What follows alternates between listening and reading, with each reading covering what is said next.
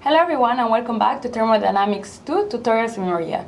We're going to be solving a sample Brayton cycle.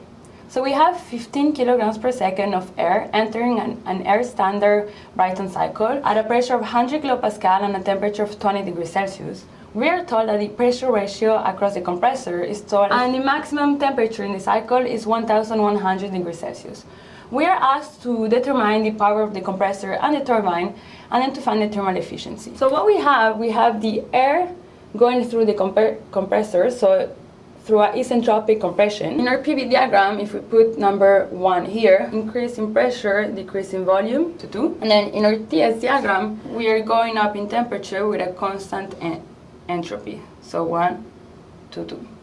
Then the compressed fluid is going through the combustion chamber where we're adding heat, and then in our TS diagram, with a constant pressure, we are going up in temperature, so this is going to be 3. And in our PV diagram, we're going with a constant pressure. After, we are going through the isentropic expansion in the turbine, so we're going with a constant entropy down in temperature, and in our PV diagram is going to look something like that. And then after 4, our air is going to be cooled down at a constant pressure. This is how our PV and TS diagram looks like. Now we can jump into the problem and we can see what are the values that are given. We are told that 15 kilograms per second of air is entering, so that means that the mass flow is equal to 15 kilograms per second. And then the inlet conditions is 100 kilopascal, so that means when we enter the compressor, the pressure at 1 is going to be 100 kilopascal, and the temperature at 1 is going to be 20 degrees Celsius, but if we put in Kelvin, it's going to be 293 kelvins. And then we know that the pressure ratio is going to be 12.1, so the pressure ratio across the compressor is 12. And then the maximum temperature is 1100 degrees Celsius, so that means at T3. So temperature at 3, again, if we put in kelvins, it's going to be 1373 kelvins. Let's start by writing the equation for the power of the compressor, which is going to be equal to the mass flow rate times the change in enthalpy, so it's going to be H1 minus H2. And if we write it in terms of temperature, it's going to be equal to Cp times T2 minus T1. We don't have the temperature at 2, but we can use the isentropic equations in order to find it, because we know this is going to be the entropy is constant.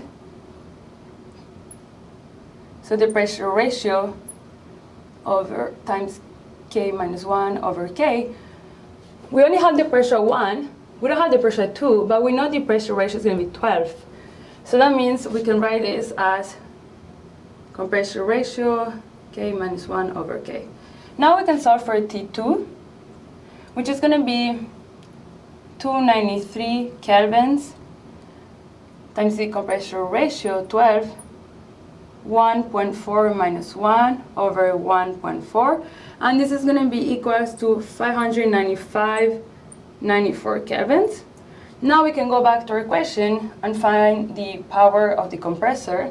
So it's going to be 15 kilograms per second times Cp, which is 1.004 kilojoule per kilogram per Kelvin, times the change in temperature, so T2 is 595.94 minus 293.